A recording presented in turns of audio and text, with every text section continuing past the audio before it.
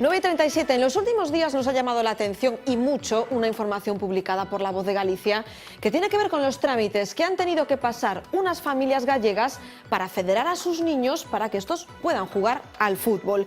Mientras que los pequeños nacidos en España solo tienen que presentar el DNI para que sus clubes los federen, se ha dado un conflicto con los niños adoptados a nivel internacional. Son niños españoles, pero han tenido que rendir cuentas ante la federación como si fuesen pequeños jugadores extranjeros a los que acabamos de traer. Se lo vamos a contar poco a poco y con claridad con la ayuda de un abuelo que, cansado de esta discriminación, ha hecho público su conflicto. Él se llama Pablo Cavadas. Pablo, ¿qué tal? Buenas noches. Buenas. Para que todo el mundo lo entienda, tú tienes un nieto que ahora mismo tiene 8 años, es un crío adoptado, pero todo hay que decir que a nivel legal es un niño español. ¿Y qué sucedió? ¿Él quería jugar al fútbol? ¿Y qué os sorprende en ese trámite? Nos sorprendió la cantidad de documentos que nos pedían. De documentos. Sí, uno de ellos fue que el niño ya jugó el año pasado. El año pasado ya debimos de empezar con esta movida, pero por la ilusión del niño no lo hemos hecho. Entonces este año nos encontramos que nos piden el empadronamiento del niño cuando ellos lo tenían el de toda la familia, pero a mayor causa dicen que tiene que ser desde la fecha en que se empadronó en Ferrol.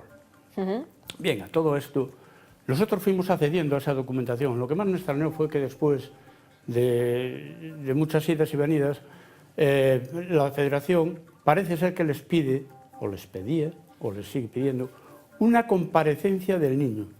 El niño con 8 años, que es español de origen, le mandan firmar un escrito en el cual dice que él no ha jugado nunca en un equipo federado por la FIFA, vamos, sí, un equipo de la FIFA.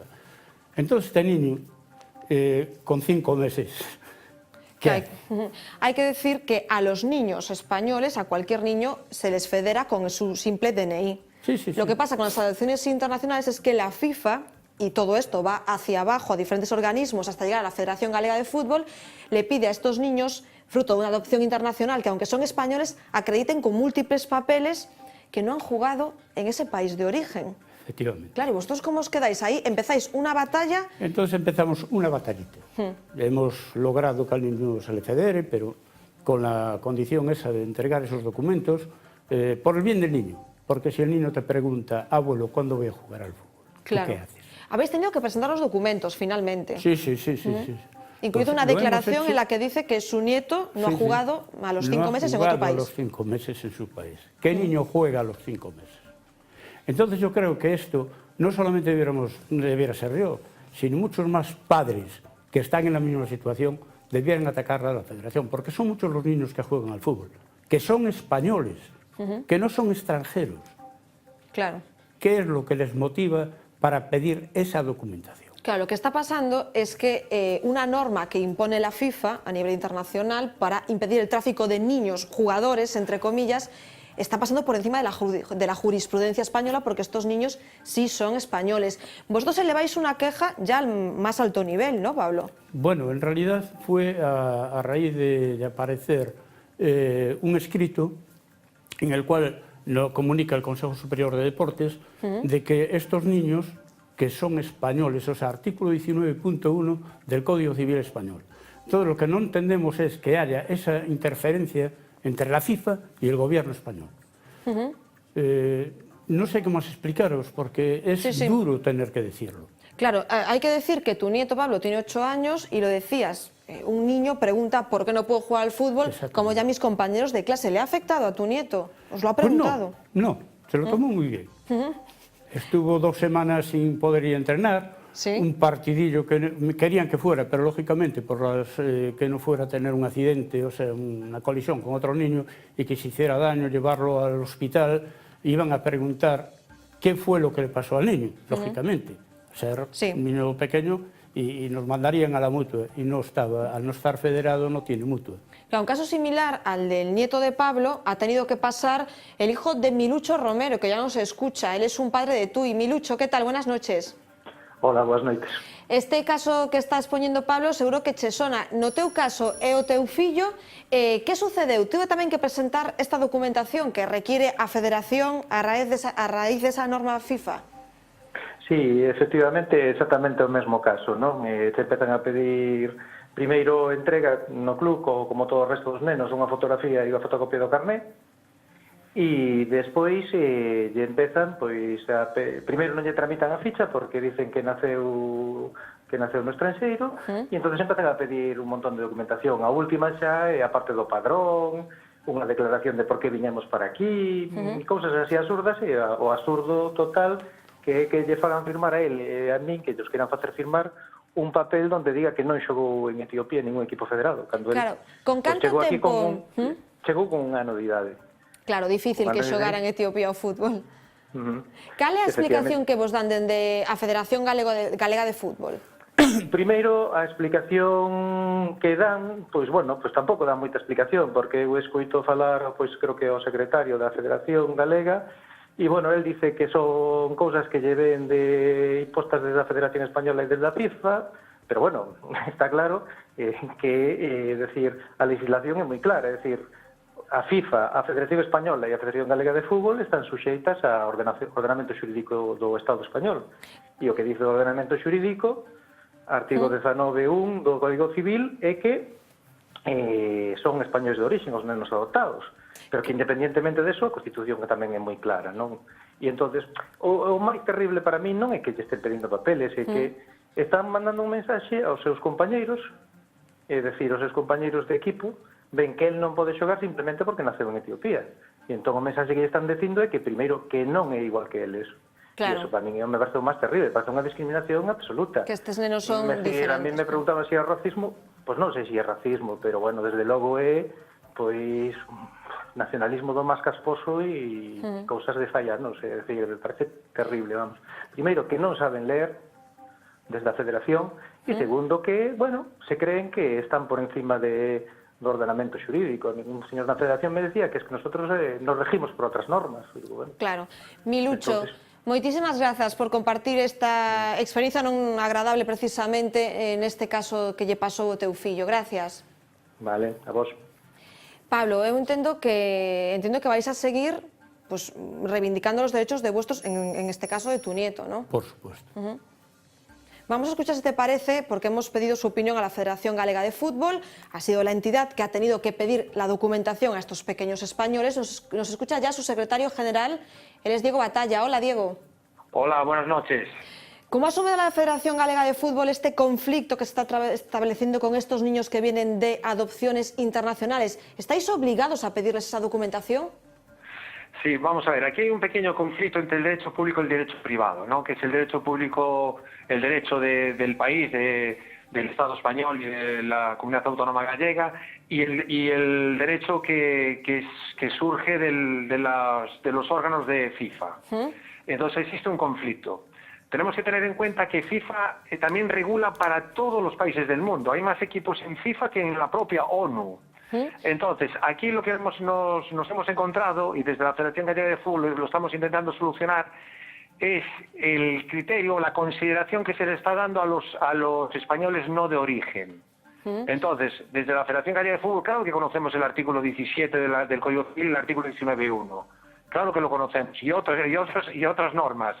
Ese informe ya se ha enviado a FIFA. Entonces, lo que estamos solicitando es que cambien la etiqueta a los adoptados y a los españoles que nacen fuera de España, pero que son españoles por ser sus padres españoles, y también se les está pidiendo la misma documentación, que nos dejen desde la Federación Gallega de Fútbol y desde las demás comunidades autónomas por extensión solicitar simplemente la documentación que se le exija a un español, nada más. Diego, para lo que lo entendamos, ¿para la Federación Galega de Fútbol puede tener consecuencias ir contra esta norma de la FIFA? Claro, si cumplo una norma es la silla eléctrica y si cumplo la otra norma es la horca. Entonces, si yo no cumplo la norma que me impone la Secretaría General de Deportes, simplemente la vecindad civil en Galicia pueden inhabilitar al presidente de la Federación y a su secretario general. Y si no cumplo lo de FIFA es 1 millón de francos suizos. Y que los equipos españoles no jueguen las competiciones internacionales.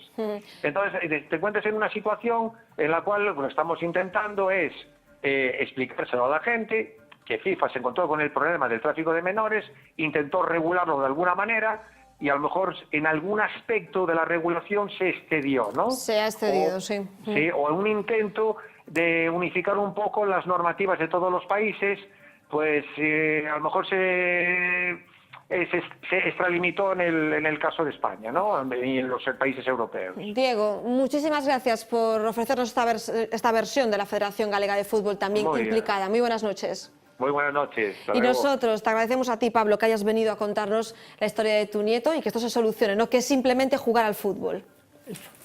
Gracias, Pablo. Hasta otra. ¿Cuántas veces hablar de deporte significa también hablar de tribunales? Este lunes tenía cita en los juzgados el expresidente del Real Club Deportivo de La Coruña, Augusto César Lendoiro, y vamos a contarles qué ha pasado, Lucía. Pues básicamente que no ha declarado ante la jueza, aunque sí ha dicho algo. A la salida enseguida lo vamos a escuchar. Lendoiro estaba citado como imputado tras la denuncia que habían presentado dos accionistas por supuestos delitos societarios durante su mandato.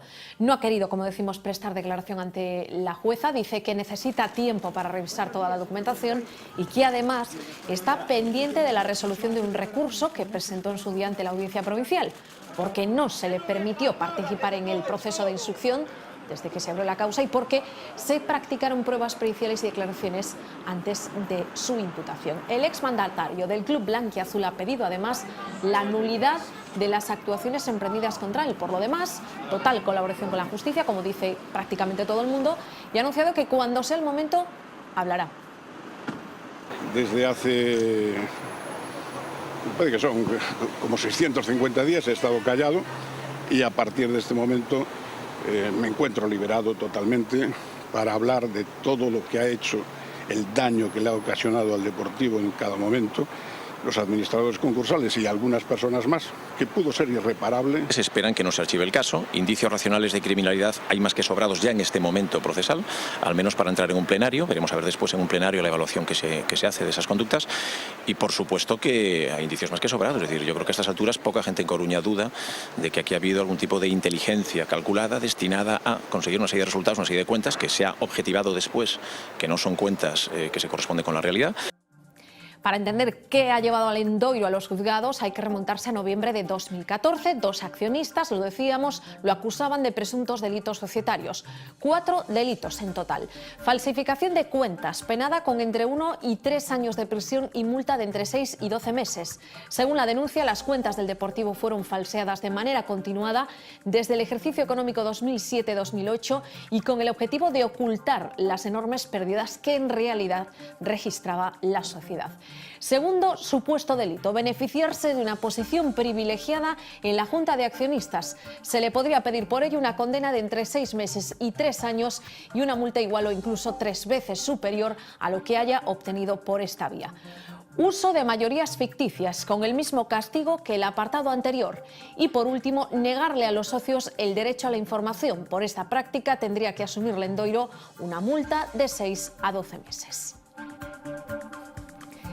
La denuncia de esos accionistas fue admitida a trámite en enero de este año. Desde entonces han prestado declaración varias personas. Una de ellas es Francisco Prada, administrador concursal. Asegura que Lendoiro habría maquillado las cuentas del club, pérdidas por valor de 25 a 30 millones de euros. Otro administrador concursal, Julio Fernández, mantiene que en 2006 el Deportivo estaba en causa de disolución y que Lendoiro se enriqueció a partir de esa fecha de manera imprudente. El pasado mes de septiembre, la jueza imputa a Lendoiro basándose en un exhaustivo informe pericial sobre las cifras del club, las mismas que los denunciantes aseguran que fueron falseadas. Esa imputación supondría que por primera vez Lendoiro tendría que dar explicaciones ante la justicia por su gestión. Una gestión bajo sospecha y unas explicaciones que de momento siguen sin llegar.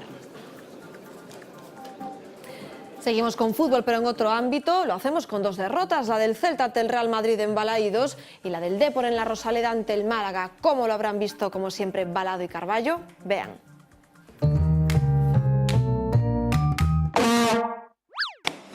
Eso falta la puñetera máquina. ¿Qué pasa esto? Y Balado haciendo el imbécil, claro, para completar el lunes. ¿Qué tal, tío? ¿Qué le pasa a la Pues máquina? que no va, yo qué sé qué le pasa. Mira, hombre. Ahí va. Hay que tratarlas con delicadeza, como los árbitros. Qué guante, cállate tú, madridista, haciendo el imbécil. Vas a hablar tú de madridistas, que vi las colas de los niños, de los nenes de Vigo ahí, ardientes en deseos de sacar una firmita de su ídolo Cristiano Ronaldo. Fletados en autobuses desde Coruña. Sí, seguro. Bueno, Seguro que sí. en Vigo también hay madridistas, en todas partes. Desde luego ha quedado claro. No me hables de árbitros, que vengo más que encendido. He traído el papelito. Hombre, que llevas vacilándome con los árbitros. Mira, acta arbitral del tal Clos Gómez, el servicial Clos Gómez. Minuto 58, amonesto a Yago Aspas por el siguiente motivo: correr hacia mí gesticulando y desaprobando una de mis decisiones. Merecido, Minuto 58, el mismo minuto, expulsa a Cabral por esto. Llega hasta mi posición gritando y gesticulando con los brazos en alto, desaprobando una de mis decisiones. Minuto 58, el mismo minuto, entra en barrena Clos Gómez. Amonesta a Augusto por formular observaciones de orden técnico a una de mis decisiones. Minuto 61, Manuel Agudo Durán, este es Norito, por si no lo conoces. Amonestado por el siguiente motivo: levantar los brazos en señal de disconformidad. Déjate de rollos. No me fastidies. Y luego tu amigo el Siux se tira ahí a la piscina, protesta, brazos en alto y ni una tarjeta. Muy piscinazo, pero tampoco está bonito que a Cristiano le piten los compatriotas, que le piten en Portugal. Hay muchos portugueses que vienen a Vigo a ver los partidos de Cristiano también. Sí, no dudo. Bueno, vosotros que grabo el partido, espectacular. A ver si lo vuelvo a ver esta noche para motivarme. Asqueroso, menuda piedra, pero asco. Entre que el pobre Oriol está negado, la verdad, para el gol. El Fajir que me lo ponen allí, que no sabe ni dónde está cuando me lo ponen en la banda. Y marca Juancar con K. Esa es otra, Juancar con K. Hay que ser tú, para ponerse en la camiseta Juancar con K. Pero bueno, es lo que hay. Ya dentro de poco jugamos contra el Atleti. La de fin de semana, nosotros Real Sociedad. Chungo, el Atleti. Bueno. Con el Depor no hay rival grande. Ahora que hablas de grandes, se nos acerca el derbi también, Ya vamos, hablando de grandes, Vamos preparándonos, sí, Calienta motores, Balado, calienta motores. Ya me estoy preparando. Pero bueno, a ver qué pasa. Hala, venga. Pasito a pasito. A currar. Vamos. Chao, Siux. Hoy nos despedimos con investigación e innovación gallega. Gracias al trabajo realizado en nuestra comunidad surgen nuevos sectores emergentes. Hoy les presentamos el Centro de Investigación de Rozas y la empresa NanoGap, creadora de nanopartículas. Nos vemos mañana con más actualidad a las 8:30. Gracias por elegirnos.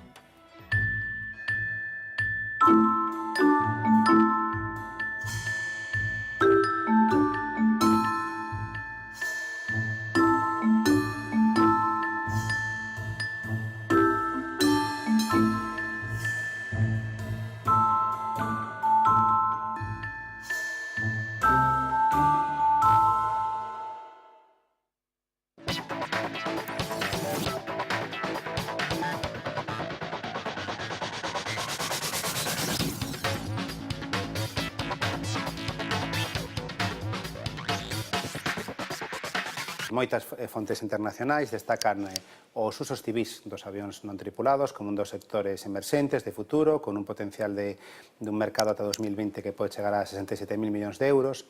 En Galicia temos a sorte de ter en Rozas, na provincia de Lugo, un centro de investigación no que opera o INTA, o Instituto Nacional de Técnica Aeroespacial, que é o competente en materia de certificación e homologación aeronáutica, e que ten unhas condicións climatolóxicas e xeográficas idóneas para aprobar este tipo de dispositivos, digamos.